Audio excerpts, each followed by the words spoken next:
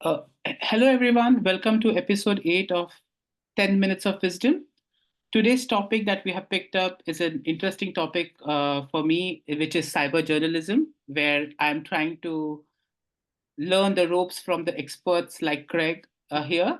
So, something about Craig. Craig Ford is one of the leading cybersecurity journalists in terms of he has written about 7 books, 3 of which are series. I think he has contributed as virtual CISOs for many organizations, and he does cybersecurity. I think that's his main pulse. But Craig, I just want your 2 minutes if you can just give a brief background about your work to the audience. That would be great. No worries, I can definitely do that. So yes, Craig Ford. So I have 6 currently published books, working on number 7, as you said. So there's 3 different book series. So I've got a Hacker IM, Foresight, and The Shadow World. 3 different types of book series. Sort of one is cyber education for adults. The other one is a hacker fantasy cyberpunk series.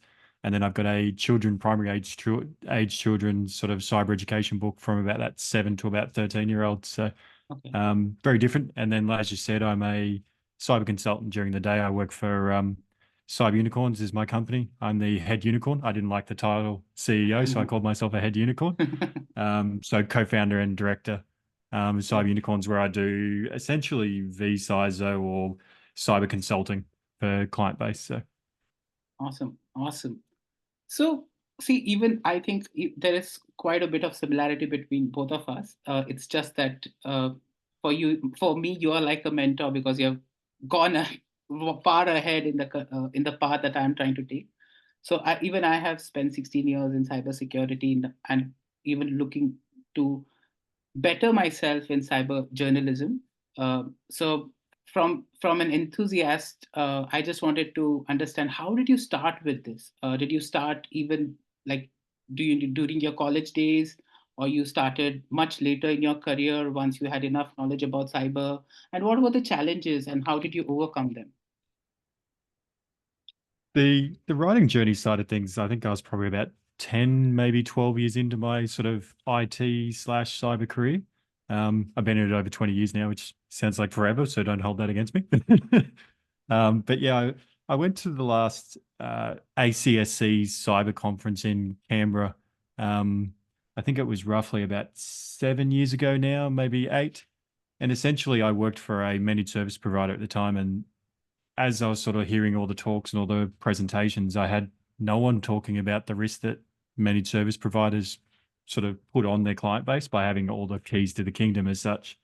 Yeah. So when I left the conference, I quite literally went, someone's got to talk about this. Why aren't we talking about this? So I pitched an article. First time I've ever really written anything to CSO Online, and said, Okay. if I wrote something about this, would you consider publishing it? And they went, write something, we'll have a look at it. And if we like it, we'll publish it.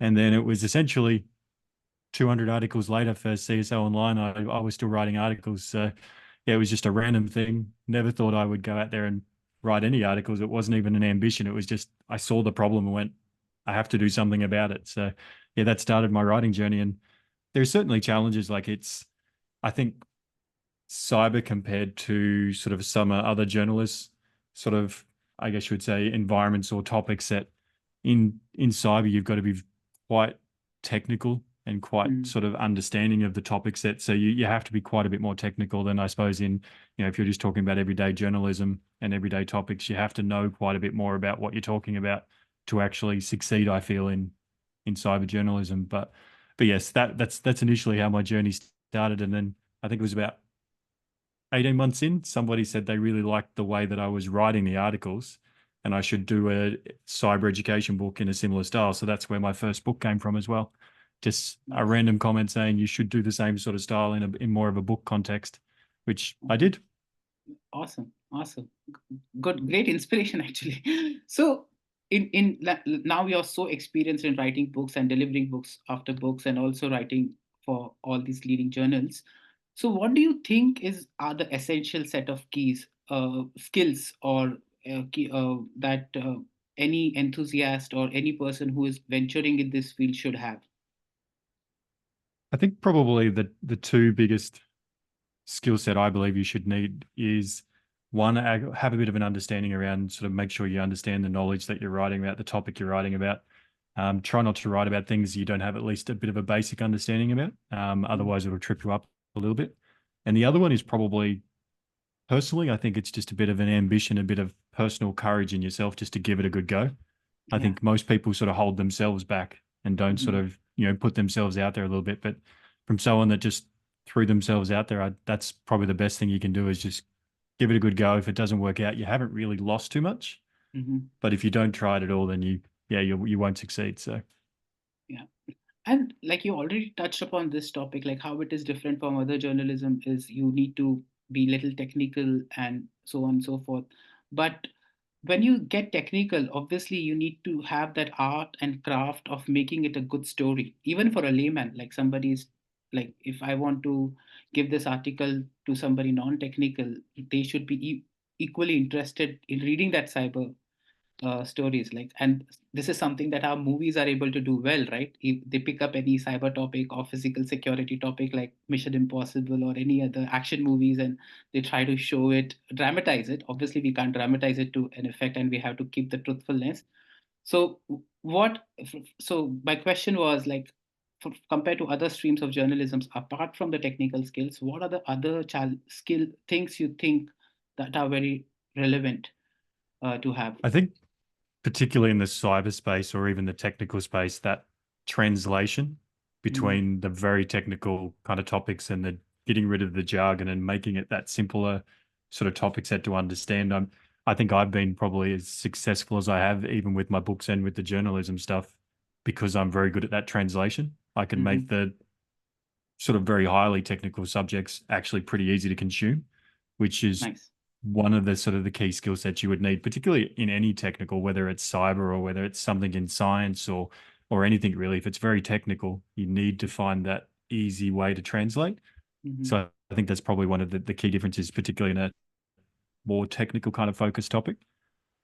And I think that's probably the biggest point. And I think essentially tried to do it with the stories, like you said. I've done a cyber article breaking down cybersecurity and how to keep your system safe using the three little pigs. So Mm, you've got to find ways to reach the topic, make it a bit more engaging, make it a bit more fun, and go, oh wow, okay, I didn't sort of know you could break it down that way. But yeah, the simplest way you can connect to whatever your audience is, whatever makes mhm. them kind of tick, Yep. is the way you got to approach it. Yep. And like as I understand now, it's been at least 5 years for you since you have started writing, 5 to 7 years since you started writing, Yeah, or more than that.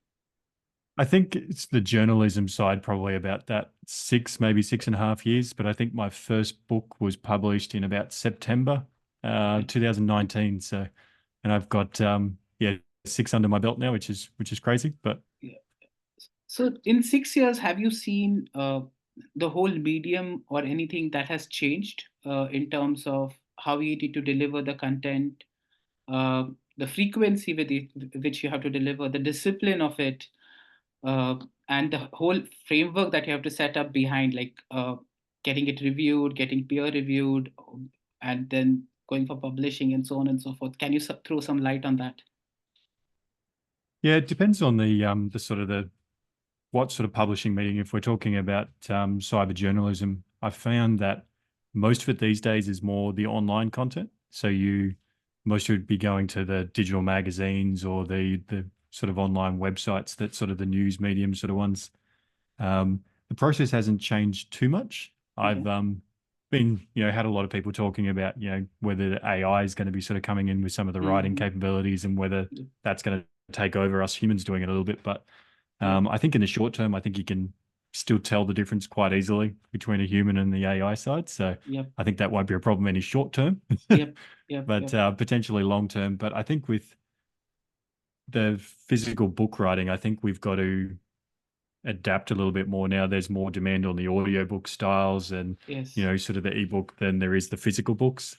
Yep. I'm still a big fan of physical books myself. I Yep. like to have a Yep. book in my hand when I read it, but Yep. yeah, essentially we've got to adapt a bit with the audiobook. That seems to be quite a growing channel. So we've got to, I guess, not write in a way that's set up for audiobooks, but adjust the way we'd sort of create some of the content a little bit for that to make it a bit easier to adapt to an audiobook. But Yeah. um, I always write for the love, not particularly the end format. So Exactly. yeah, Exactly. I let them fix that side for me most of the time when it gets to the Yes. format change. But Yes. That's absolutely right. And talking also about the insecurity of it, right? When you pick up cyber journalism and the viewers, is are you getting enough viewership? Are you getting enough readers? And so on and so forth. How do you tackle that? And what would be your advice for a rookie who is getting into this in today's world, while where like, share, commenting, and all those things have become like a touchy topics, and can get you that insecure feeling? How do you? What is your message for some youngsters? I think in that sort of situation, I think the imposter syndrome kind of comes a lot, particularly in a Yeah, sort of technical space like ours. yeah, I always say to sort of anyone, because I mentor a few people in some doing some writing and in the cyberspace. So I always say try and ignore that completely. Write yeah, for what you want to write and sort of the love of it. It's hard to ignore, not get any likes or any sort of yeah, traction with things. But the more you do it, the better you'll get. And yeah, then over time, you'll sort of grow that audience. But yeah. easier said than done. But Yes, I would say ignore all of that, write and continue to hone your sort of skill set and keep growing that. And then yeah, over time, you will get noticed whether yeah. you're deliberately trying to or not. People will start to notice the content and you'll build that sort of following in the background. So So, any tips where a person can start learning on being a good journalist on cyber? Do you have any courses in mind, or yeah, anything that you want to quick but sort of tidbits? cyber, yeah, for sort of cyber journalist wide there, you can do your sort of formal writing sort of qualifications. I've never done one myself. I know a Mm, few writers that actually have done the more formal writing sort of qualifications, but I always find particularly around cyber is, make sure you branch out and sort of read a different content, different views, and sort of see how others write and see what kind of would fit in your sort of style of writing and just continue to hone it. I think okay.